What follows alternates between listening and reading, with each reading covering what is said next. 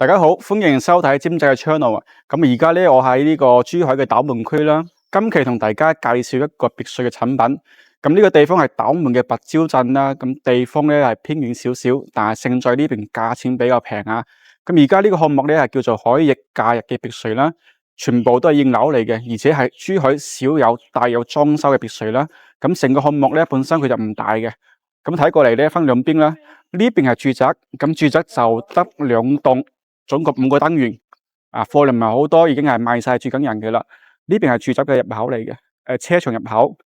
咁轉過嚟呢邊咧係別墅區啦。別墅嘅話總共就有10座建築物。嗱，一座建築物咧有4個單位，咁啊總共咧有40個單位啦。咁而家賣剩咧就係得翻10個單位啦。呢邊咧係分去上疊同埋下疊嘅。咁下疊嘅話係賣得比較快啦，咁剩低3套單位，上疊咧就只有7個單位啊，所以貨量唔係好多。同埋呢邊咧係頭先講咗係帶埋精裝修交付嘅。我哋而家睇到咧，呢邊係已經係賣咗嗰啲單位住緊人嘅。咁呢度咧佢就係裝修緊。咁早期嗰度咧係唔帶裝修啊，而家買嘅係帶裝修啊。不過睇下呢邊嘅話，佢雖然價錢平咧，但係佢一個樓盤嘅起嘅時間比較早啦，所以成個小區咧係有啲舊嘅，我哋見到，同埋地面咧都係有呢個人車唔分流啊，即係車可以行嚟行去嘅。咁咧就綠化就冇咁多，地面咧係多數以呢個水泥地為主啦。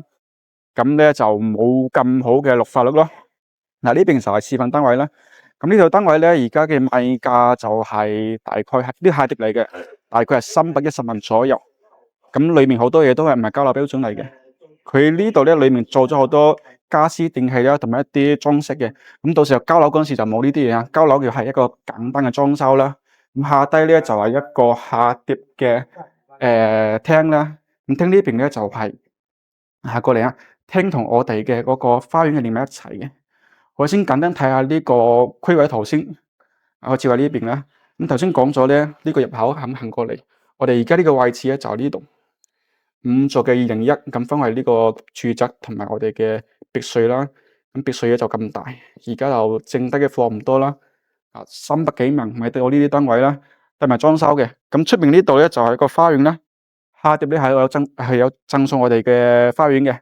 花園呢個嘢咧可以做好多樣嘢啦。咁你可以養魚啦，你可以種花啦，或者係養狗啦。咁我自己係想養狗嘅，咁係好中意呢啲設計啦。咁起碼你放狗嗰陣時咧就會方便啲。轉過去咧，花園仲有好多面積可以用到嘅。咁呢啲咧就係可以作為一個 BBQ 嘅地方啦。咁平時自己做個涼亭啊，咁喺呢邊坐下，休息下都幾好嘅。而家去上到上邊睇下佢嘅環境啦。咁佢2樓咧又全部做咗房嘅，佢就冇做太多嘢啦。下碟嘅話佢就冇電梯，但係上碟嘅話佢就做咗個電梯俾你嘅。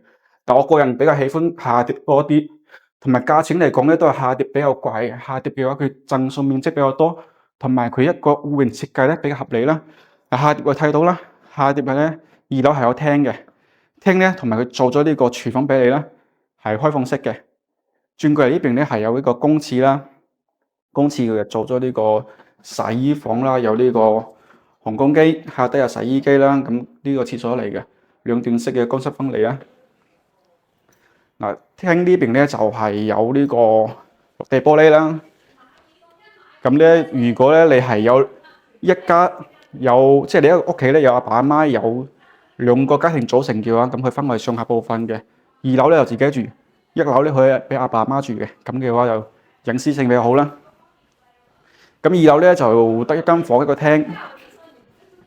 呢邊嘅話就係佢2樓嘅房啦。呢個房咧明顯咧係會簡陋少少嘅，就冇咁大啦。所以作為一個長輩房或者係兒童房都 OK 嘅。同埋呢邊咧可以睇到出面嘅花園景啦。咁綠化就麻麻地啦。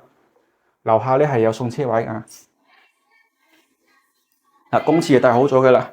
佢呢邊咧係到時候交樓係冇呢個護牆板嘅，交樓係白色嘅牆體啦。咁樓梯呢邊做好晒啦，鋪好地磚嘅啦。上到去3樓，碟墅咧總共有3層嘅，呢個3樓先至係靚嘅。3樓嘅話佢又做咗呢個2間房，呢個都係黑房仔，唔係好大。轉過嚟呢邊咧，仲有個公廁啦。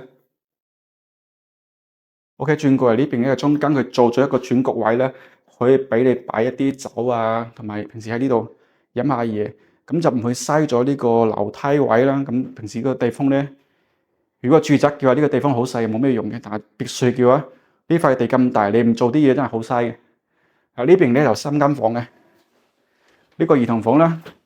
咁普通嘅就叫兒童房啦，呢啲就叫做公主房或者少爺房嘅啦。房比較多。呢度就係主人房啦，超大嘅主人房啦。其實我哋俾嚿嘢擋住咗啊！呢嚿嘢係後期自己做嘅個櫃嚟嘅，咁其實轉過嚟成個房嘅空間其實好大嘅。佢呢邊又做咗個梳妝台，咁喺後邊又做梳妝台啦，前邊又做電視背景牆啦。咁其實呢成個設計嘅層次感係非常好嘅。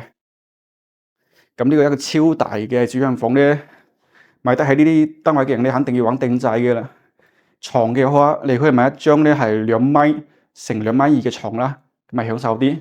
轉過嚟呢邊咧有一個衣帽間啦，衣帽間可以擺好多嘢。當然咧，到時候交樓嗰陣時係冇呢個嘢俾你㗎。呢個做咗一個 WiFi 嘅位啦。咁到時候呢啲嘢就自己整啦。佢送嘅裝修咧就比較簡單嘅，咁牆身地板係有啦，但係咧就冇呢個護牆板，冇咁精緻嘅嘢。好似呢度擺咗張咁樣嘅梳化椅啦，咁呢啲凳咧，我個朋友喺度賣緊嘅，大概1000蚊左右，其實都幾寫意嘅咁樣瞓住啊，刷下手機，呢啲咪叫享受啦，係咪？香港人咧過嚟呢邊玩，咁起碼肯定買間大啲屋啦，而且呢度嘅價錢係珠海嚟講咧，就係算性價比比較高嘅。呢個單位咧大概係310萬左右，而家又整翻新套啦，咁有興趣嘅朋友咧可以同我聯繫，下期再見，拜拜。